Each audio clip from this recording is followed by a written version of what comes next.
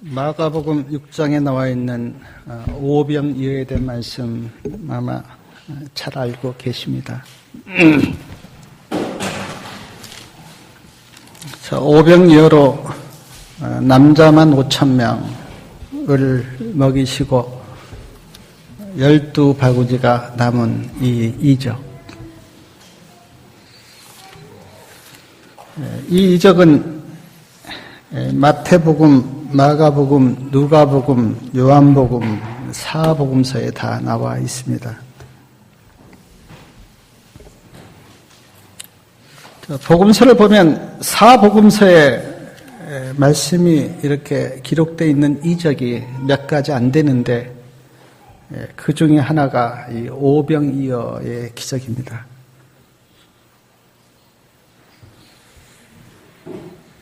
그만큼 이 말씀의 의미가 중요하다 그런 뜻도 될 수도 있는데 오늘 저는 이 오병이어의 말씀 속에서 새 모습을 좀 보고자 합니다. 첫째는 그 무리들의 모습, 그리고 둘째는 예수님의 모습, 그리고 세 번째는 제자들의 모습. 이 세 모습을 이렇게 보면서 우리 자신을 이렇게 돌아보게 되고 또한 그 예수님의 모습은 어떤 모습인가 하는 교훈을 좀 받고자 합니다. 첫째, 그 무리들의 모습은 그 33절에 이렇게 보면 이런 말씀이 기록되어 있습니다. 마가복음 6장 33절에 보면 그 가는 것을 보고 많은 사람이 저희인 줄 안지라 모든 고을로부터 도보로 저희에게 달려와 저희보다 먼저 갔더라. 자, 모든 고을로부터 도보로 그곳에 달려왔다. 예수님이 계신 곳으로 모든 고을로부터 사람들이 이렇게 달려왔습니다. 그럴 수밖에 없는 게 그때는 차도 없었고요. 그렇다고 말이나 짐승을 타고 올 수 있는 그런 상황도 아니어서 도보로 달려왔습니다. 도보로. 특별히 달려왔다고 하는 그 말씀을 보면서 제 마음속에 느껴지는 것이 참 예수님을 만나고 싶어 하는구나. 예수님을 사모하고 예수님을 그리워하고 있구나.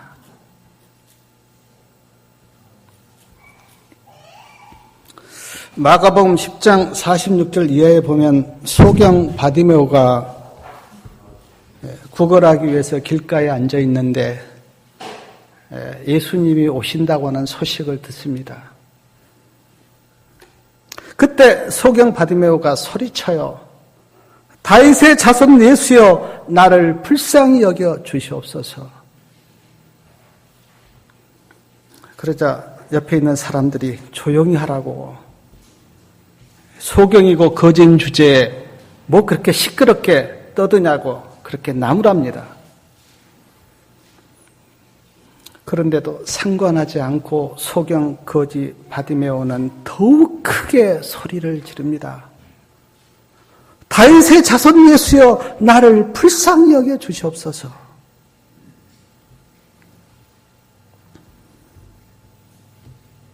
이 모습을 보면서 생각해 봤어요. 왜 이렇게 소경 바디메오는 그렇게 책망을 들으면서도 크게 소리를 질렀을까? 한 가지 이유가 있습니다. 예수님 만나야 하니까. 반드시 예수님 만나야 하니까. 어떤 책망을 들으면서도 거기에 상관하지 않고 예수님 만나야 하니까 더욱 크게 예수님을 부릅니다. 마가복음 2장에도 보면 친구 4명이 중풍병자를 들것에 싣고 그렇게 예수님을 만나러 왔는데 사람들이 너무 많아서 들어갈 수가 없습니다. 예수님을 만나야 하는데 앞으로 나갈 수가 없어요. 그때 지붕에 올라가서 지붕을 뜯고 줄로 그 중풍병자를 예수님 앞에 내려놓습니다. 사랑하는 여러분, 얼마나 주님 만나기 위해서 간절한 마음이었으면 지붕을 뜯고 주님 앞에 나왔겠어요. 예수님 만나야 하니까요.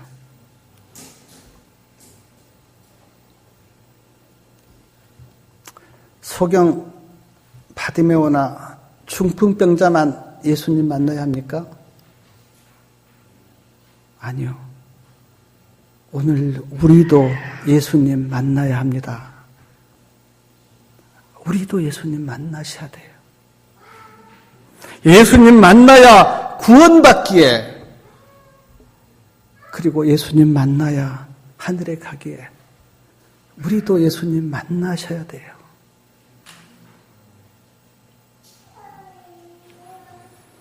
체면이나 자존심, 직분, 내가 얼마나 많이 하는 지식, 아무 상관없습니다. 예수님 만나셔야 돼요. 예수님 앞에 진실되게 나오셔서 주님을 만나셔야 돼요.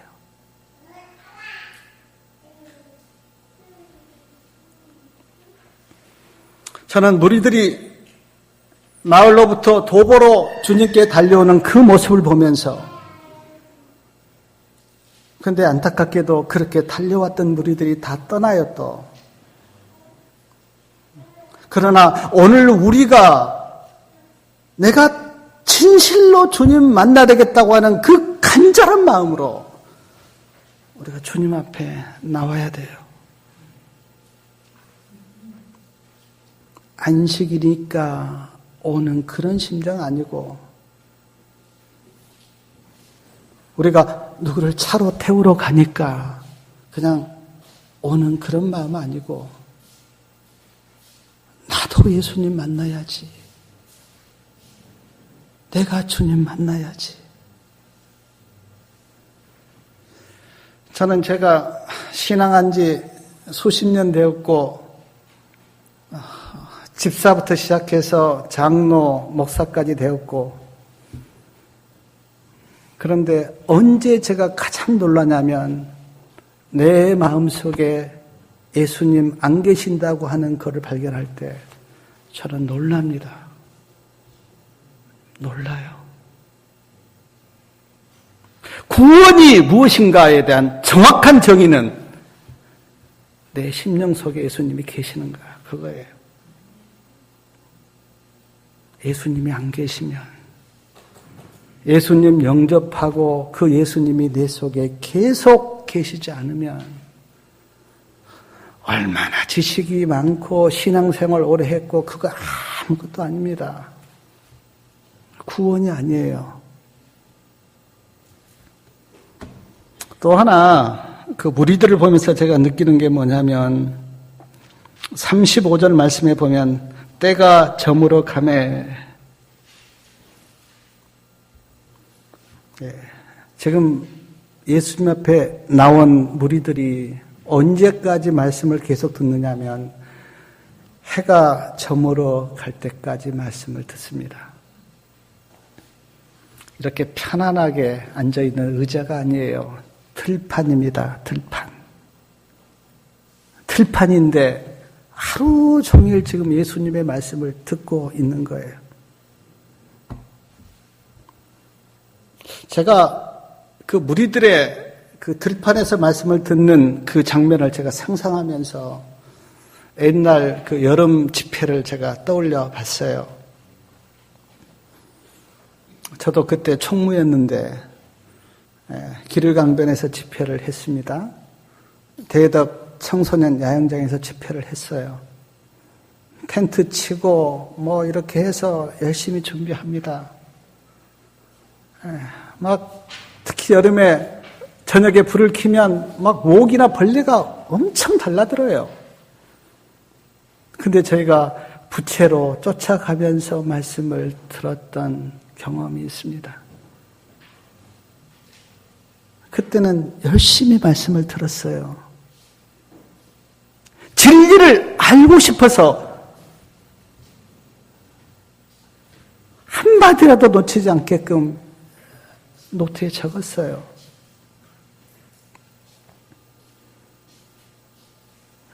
그런 시절이 있었는데 지금은 에어컨 틀어서 편안한 의자에 그래도 별수 말씀을 사모하는 마음이 없습니다.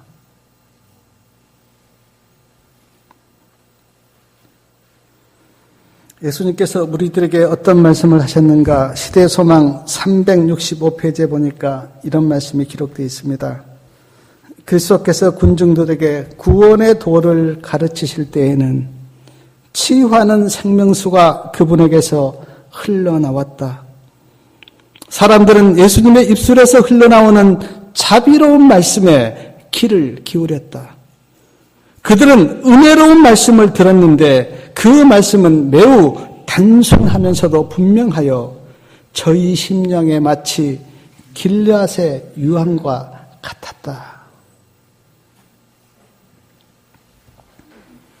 시대의 소망을 제가 읽어보니까 예수님께서 말씀만 전하신 것이 아니고 또 아픈 환자도 치유하셨고 또 신음하는 그런 질병에 걸린 사람들도 고치셨습니다. 사랑하는 여러분, 데살로니가전서 2장 13절에 이런 말씀이 있습니다. 말씀을 들을 때에 사람의 말로 듣지 말고 하나님의 말씀으로 들으라.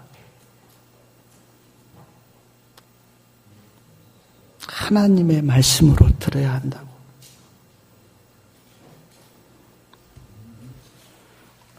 정말 사랑하는 여러분, 우리가 앞에서 누가 이야기를 하더라도 저 말씀을 하나님이 하고 계신다라고 들으면 우리의 그 마음이 좀 달라지잖아요.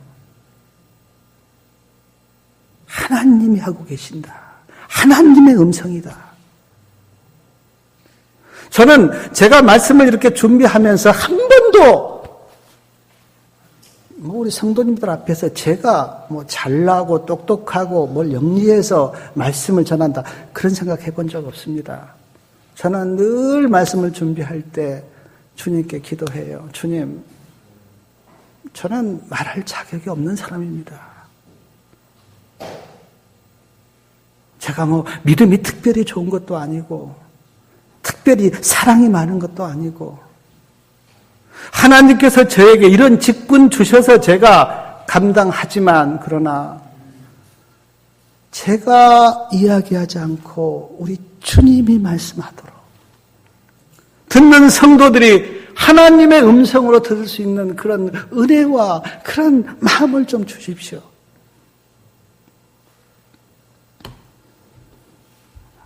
올해도 반년이 흘렀습니다.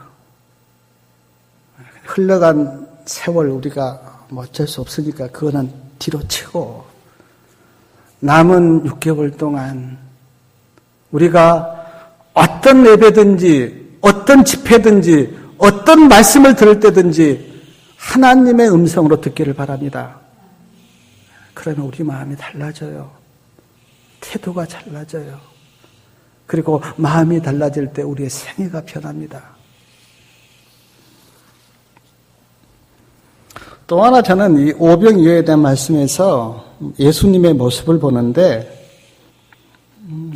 31절 말씀 좀 보시면 예수님께서 이렇게 말씀하십니다. 이르시되 너희는 따로 한적한 곳에 와서 잠깐 쉬어라. 이는 오고 가는 사람이 많아 음식 먹을 겨를도 없습니다. 너희는 따로 한적한 곳에 와서 잠깐 쉬어라.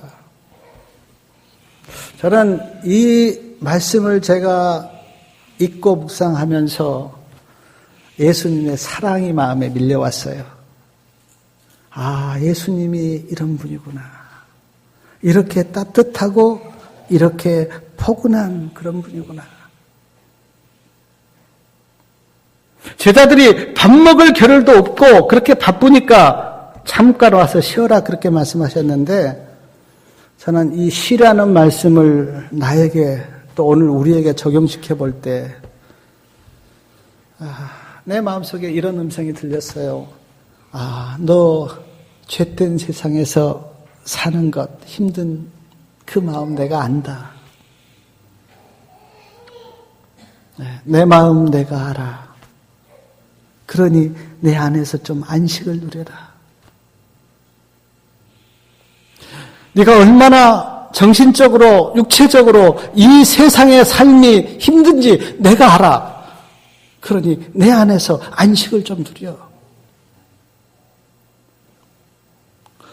그런 음성으로 오늘 이 쉬라는 말씀이 들리니까 예수님의 사랑이 느껴졌어요.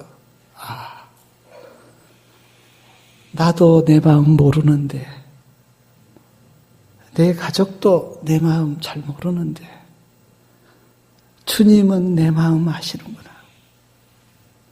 그래서 나에게 말씀하시기를 내 안에서 안식을 누리라고 그렇게 말씀하시는구나. 주님이 너무 좋게 느껴졌고, 예수님이 안 계셨으면 내가 어디에서 사랑과 안식을 누릴 수 있을까? 사랑하는 여러분, 쉬라고 하는 주님의 음성을 예수님께서 오늘 나에게 내 안에서 쉼과 안식을 누리라고 하는 주님의 음성으로 듣고 예수님 안에서 안식을 누리시기 바랍니다.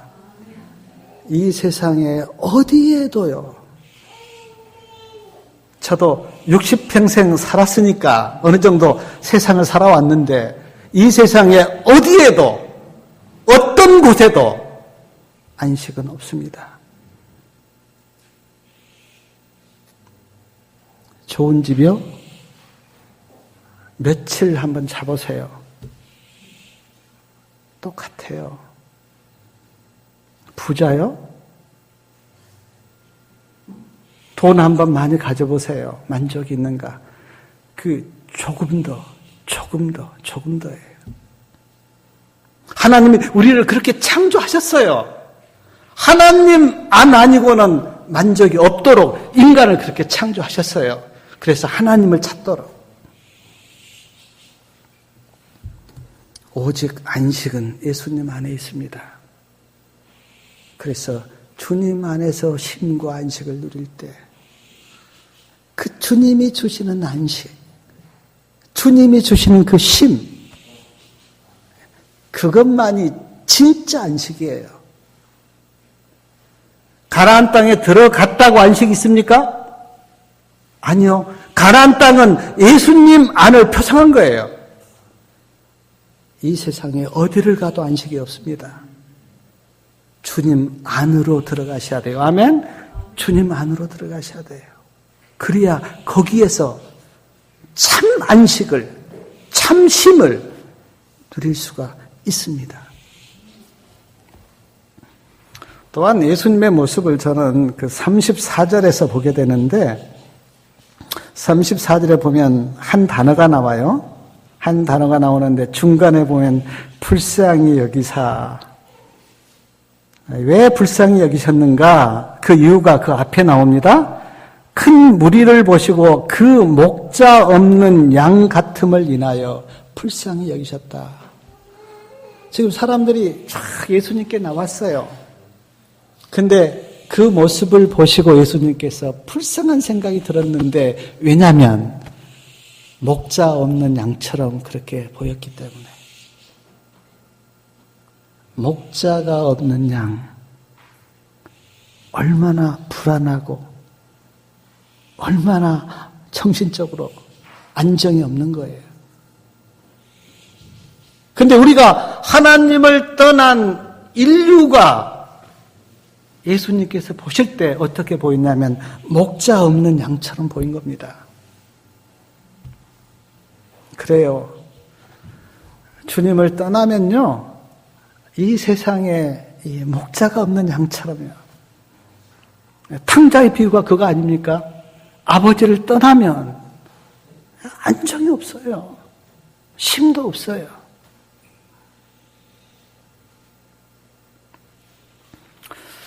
제가 제 자신을 이렇게 돌아볼 때, 지금은 제가 그런 생각을 별로 안 하는데, 옛날 그 주님 못 만났을 때 참 차량하고 불쌍했어요, 제가. 인간이 이렇게 차량하고 불쌍한 존재구나.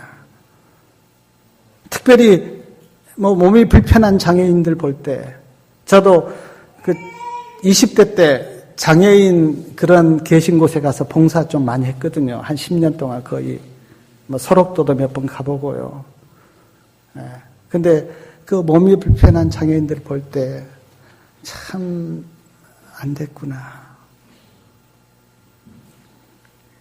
몸이 아파서 힘들어하는 연세 많은 노인들 볼 때 그런 마음 듭니다. 인생이 참 처량하구나. 불쌍하구나. 경제적으로 어려워서 그 힘들게 살아가는 그런 어렵게 일하는 사람들 볼 때도 그런 생각이 들어요. 참 인생이 그렇게 불쌍하구나. 제가 볼 때도 그러는데 은혜가 많으시고 사랑이 많으신 예수님이 보실 때 우리 인생이 얼마나 불쌍하겠어요. 네? 그냥 서로 싸우고 이기적으로 이렇게 자기 것 챙기고 시기하고 질투하고 자기만 위하는 그런 모습들을 볼 때 예수님의 눈으로 보면 인간이 얼마나 불쌍하겠어요.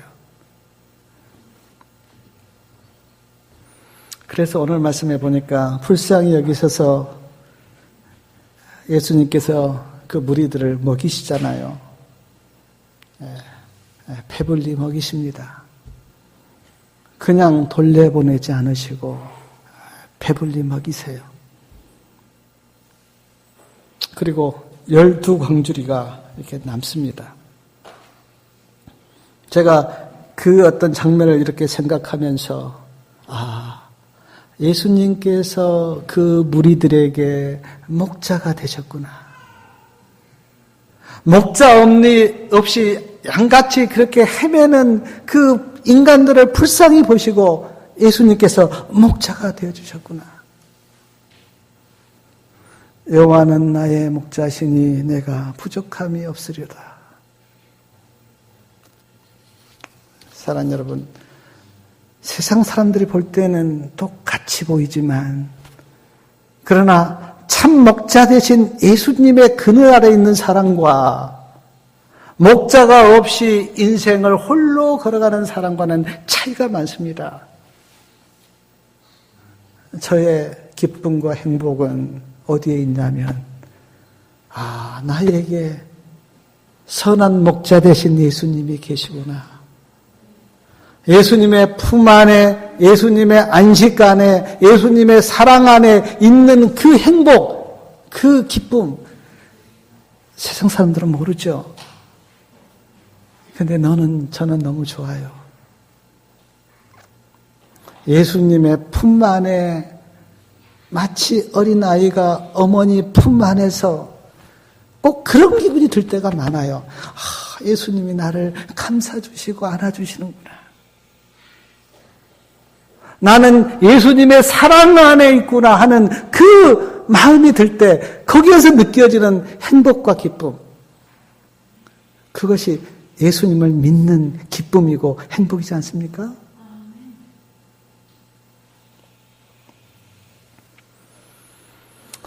저는 오병이어의 말씀에서 또 그 제자들의 그 모습을 보는데 다 아시죠? 35절부터 36절에 보면 제자들이 이렇게 말합니다. 여기가 좀 들판인데 먹을 것이 없습니다. 그러니 무리들을 촌과 마을로 가게 해서 사 먹게 하십시오. 시대의 소마에 보니까 어떤 제자는 각자 집으로 돌려보내라고 그렇게 말하기도 했다고 그렇게 되어 있습니다. 요한복음에 보면 빌립은 또 이렇게 말합니다. 200데나리온의 떡이 이 사람들을 먹이려면 필요합니다. 아까도 한 데나리온이 하루 품삯이니까 200데나리온은 1000만 원 이상의 돈인데 그런 돈이 필요합니다. 그러므로 우리에게 돈이 없기 때문에 먹일 수 없습니다. 그런 말이에요. 안드레는 어떤 아이가 가져온 그 도시락을 예수님께 드리면서 이것이 이 많은 사람들에게 얼마나 되겠습니까?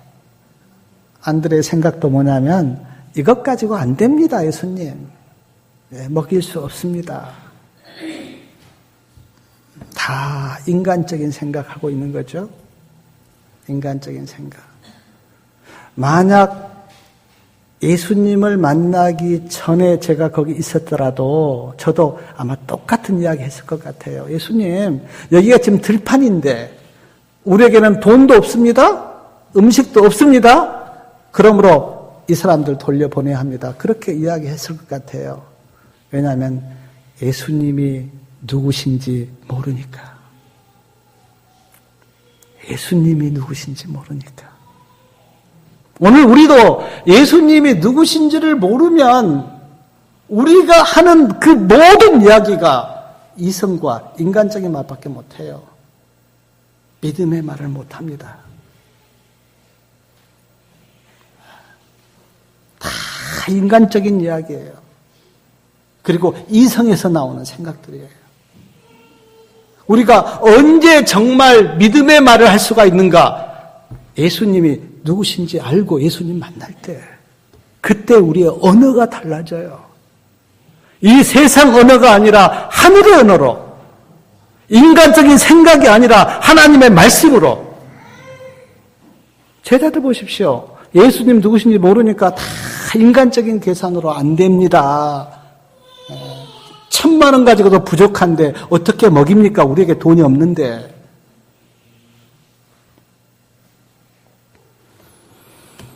근데 말씀을 보니까 예수님이 그렇게 생각하는 제자들의 생각을 바꾸시는 기적을 베푸시잖아요.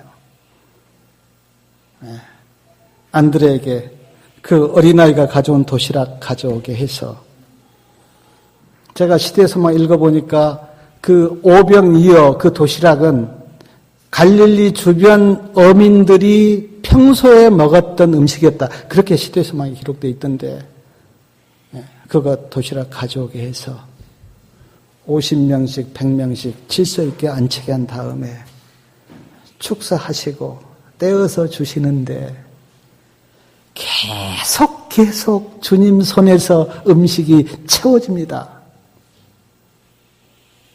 주님 손에서 음식이 채워져요.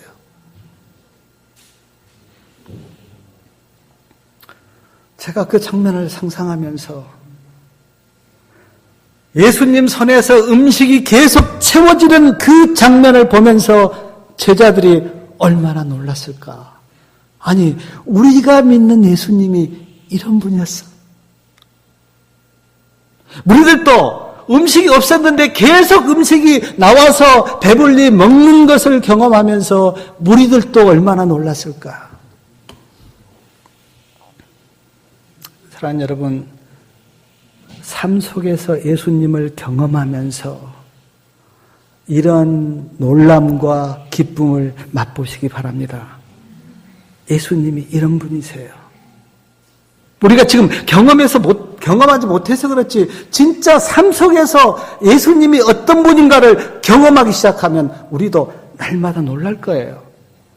아, 내가 믿는 예수님이 이런 분인가? 이렇게 놀라운 분인가? 남은 12바구니는 어떻게 했는가? 시대소망에 보니까 근처에 있는 사람들에게 나눠줬다 그랬어요. 요한복음 6장 14절에 보면 이렇게 제자들이 고백합니다. 그 사람들이 예수님이 행하신 이 표적을 보고 말하되 이는 참으로 세상에 오실 그 선지자라 하더라. 우리는 알잖아요. 이 이후에 제자들과 무리들이 예수님을 무엇삼으로 했습니까? 왕삼으로. 이분이 왕이 돼야 돼. 이분이 왕이 되면 우리는 먹을 것 다 해결돼 하면서 예수님을 왕삼으로 했는데, 그러면서 예수님을 졸졸 따라다녔는데 예수님께서 정말 구원의 말씀을 주셨죠. 내 피를 마시고 내 살을 먹으라. 그렇게 하니까 그들이 다 떠나갔어요. 내 살을 먹고 내 피를 마시라고 하는 그 말의 의미를 예언의 진에는 예수님을 너희 안으로 영접하라. 그렇게 해석하셨습니다. 우리가 음식을 먹듯이 예수님을 내 안에 영접하라. 내 안에 영접하라.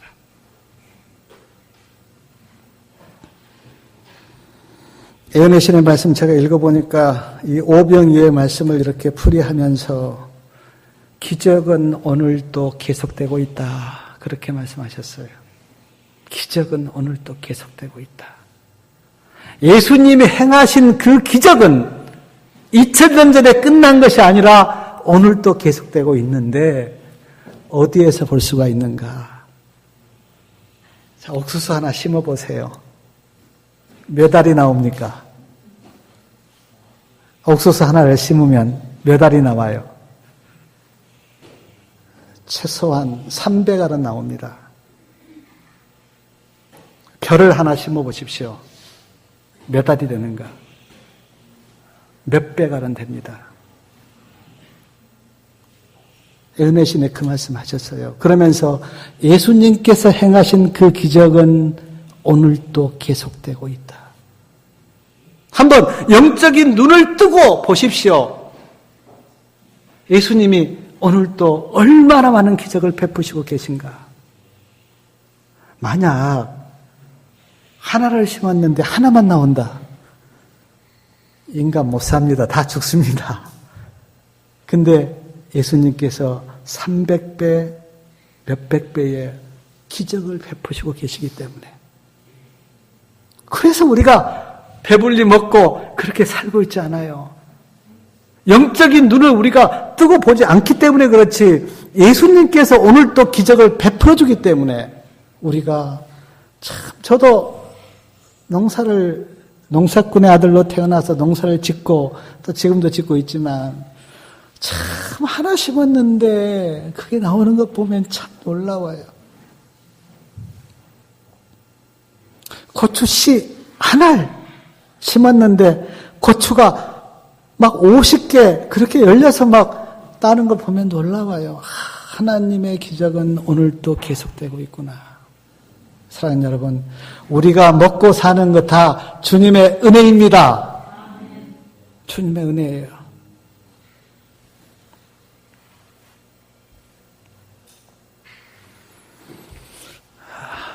오병이어 말씀을 한번 기억하시면서 제가 인간의 모습을 떠나고 예수님의 모습 한번 기억해 보십시오. 무리들을 불쌍히 보시는 그 예수님의 마음. 제자들이 힘들게 그렇게 그런 모습 보고 좀 잠깐 와서 좀 쉬어라. 그리고 배고픈 그 무리들을 배불리 먹이시고 돌려보내는 그 주님의 모습들. 사랑하는 여러분, 절대 자신을 묵상하지 마십시오. 자신 아무리 묵상해 본들 영적으로 도움 안 됩니다. 자신을 잊어버리는 유일한 길은 뭐냐면 예수님을 계속 바라보는 거예요. 예수님을 계속 바라보면 그 예수님이 내 안에서 충만해져요. 예수님이 충만해지면 자기 자신은 저절로 잊어버립니다. 그것이 영적인 비결이에요. 예수님 계속 바라보시고, 만약 그게 안 되시면 제가 들었던 이야기인데, 저녁에 한번요, 내가 오늘 어떻게 살았는지 한번 일기를 써보십시오. 오늘 아침부터 저녁까지 내가 얼마나 예수님 바라보고, 얼마나 예수님 생각하고, 얼마나 예수님의 입장에서 살았는지 한번 자신의 생애를 한번 기록해 보십시오. 그러면 점점 주님으로 충만해질 거예요. 사랑하는 여러분, 오병이어에서 보여주는 그 예수님의 모습 기억하시면서 그분이 오늘 나의 구주시고 그분이 오늘 나의 목자가 되신다고 하는 것 깊이 마음에 새기시면서 그 예수님과 동행하는 그런 삶을 사시기 바라고, 하나님의 은혜가 우리 모든 성도님들에게 충만하기를 바라면서 말씀을 마치겠습니다.